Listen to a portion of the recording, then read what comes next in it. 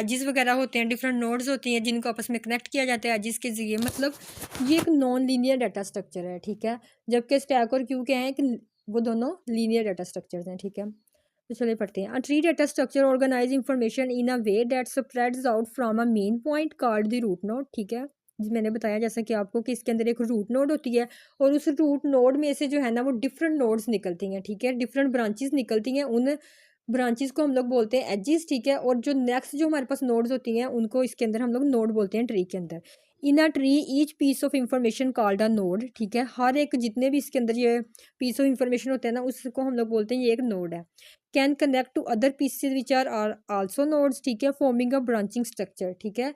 जिस तरह से रियल लाइफ ट्री होता है ना, ये भी कंप्यूटर के अंदर प्रोग्रामिंग के अंदर भी सेम उसी तरह का ट्री होता है, लेकिन डिफरेंस ये होता है कि रियल लाइफ वाले ट्री को हम लोग अगर रिवर्स कर लें, ठीक है, उसकी नोड्स जो होती है वो नीचे होती हैं, जबकि ये प्रोग्रामिंग वाले जो ट्री होता है इसकी नोड जो होती है वो सबसे ऊपर होती है, टॉप पे होती है, ठीक है। उसका रिवर्स होता है, ठीक है।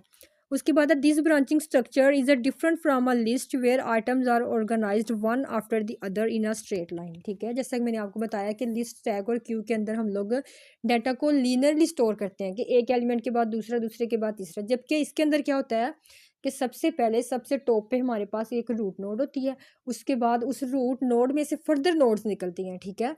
तो डाटा जो है वो एक लीनियर मैनर में नहीं होता बल्कि नॉन लीनियरली स्टोर हो रहा होता है, ठीक है। जैसा कि यहाँ पर एक एग्जांपल भी